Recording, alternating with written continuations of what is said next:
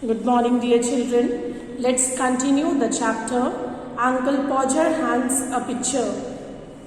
In the previous class, we studied when Uncle Podger was about to put the nail on the wall. The nail was fallen down on the floor, and when children found the nail, Uncle Podger lost the sight of the mark, and then they started recalculation, remeasurement, and they could not find it. All were doing the different calculations, different answers were given by everyone. Now let's continue what had happened further. He would use a bit of string this time, and all the critical moment when the old fool was leaning over the chair at an angle of 45 and trying to reach a point 3 inches beyond what was possible for him to reach, the string would slip and down he would slide on the piano.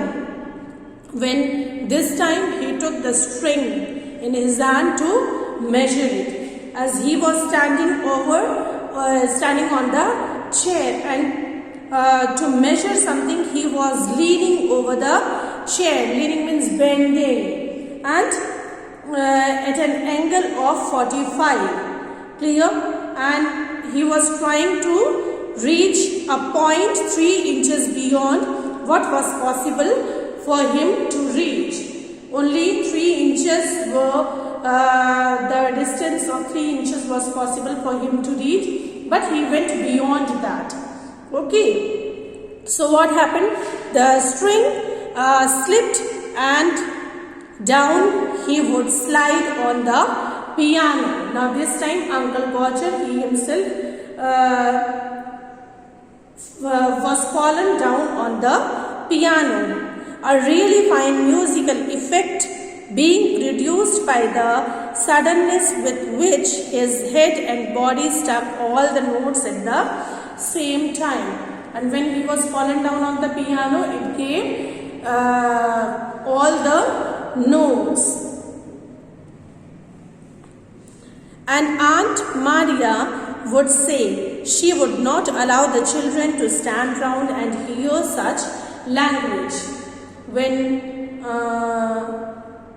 Uncle Podger was scolding the children again and again, so Aunt Maria said that she will not allow children to stand there and listen such a rough language.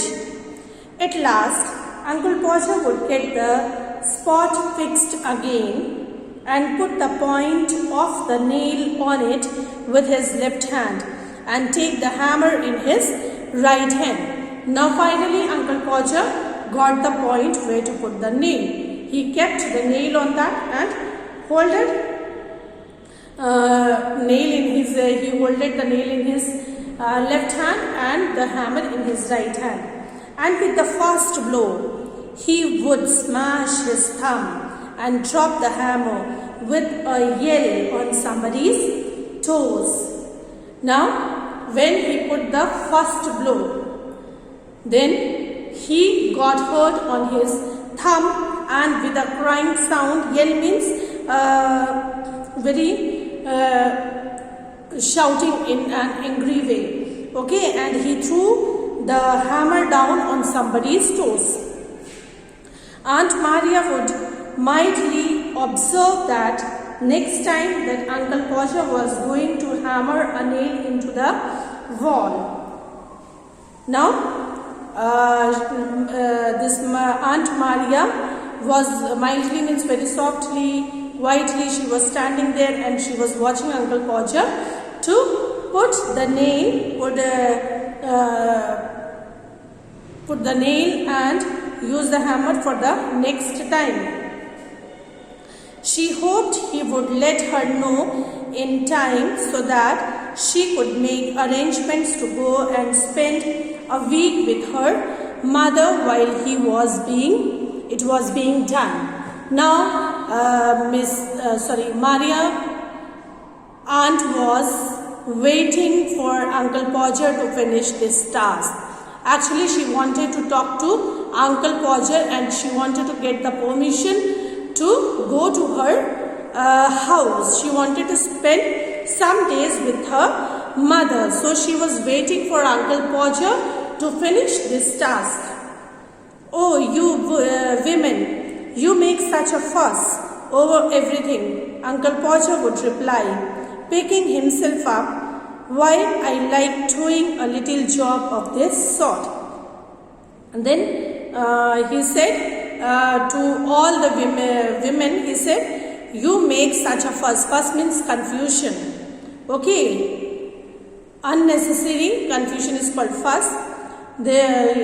He said that these ladies are making unnecessary confusions for everything, but Uncle Podger is able to do this kind of this sort of job in very easy way.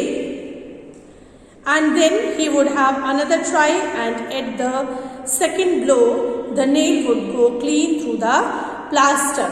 Now he tried to put the nail on the wall for the second time, but this time the nail would go clean through the plaster. The nail went inside the wall fully and half the hammer after it. Our nail was inside the wall and half of the hammer was also inside the wall. And Uncle Podger be precipitated against the wall with force nearly sufficient to flatten his nose. And Uncle Podger was also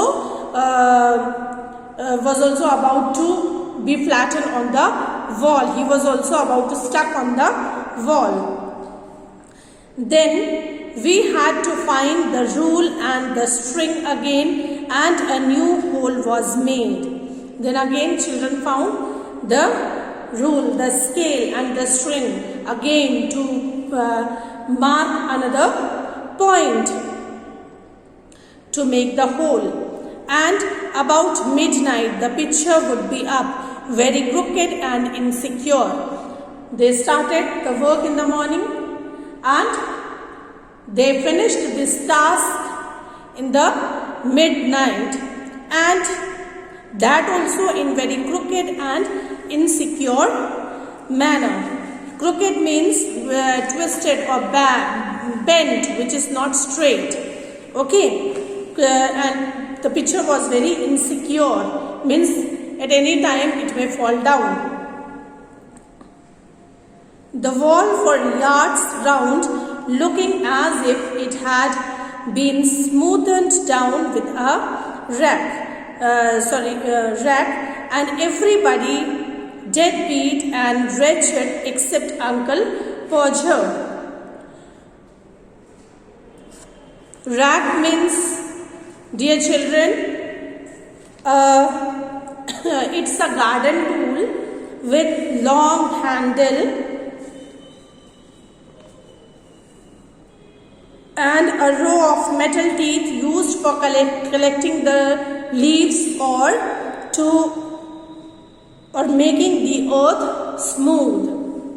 Rack is a garden tool with long handle and the metal teeth, the row of metal teeth which is used to collect the leaves in the garden or to smoothen the earth. Clear? So a wall for yard round, looking as if it had been smoothed down with a rag. It seemed that wall looked like a garden, because from many places the plaster was broken. It seemed that rag is used to smoothen up that place. And everybody deadbeat and wretched. Deadbeat means completely exhausted, completely tired, and wretched means unhappy. All the family members were very unhappy with this work and they were very much tired, except Uncle Podger. Uncle Podger was much satisfied with his work. "There you are," he would say, stepping off the chair onto the charwoman's corns and surveying the mess he had made with the evident pride. And when he was standing on the chair. When he got down from the chair, he just pressed charwoman. Charwoman, I told you, the maid servant. Charwoman's corns. Corn, what is the meaning of corn? Corn is, we can see, it is usually on the foot and which gives a swelling.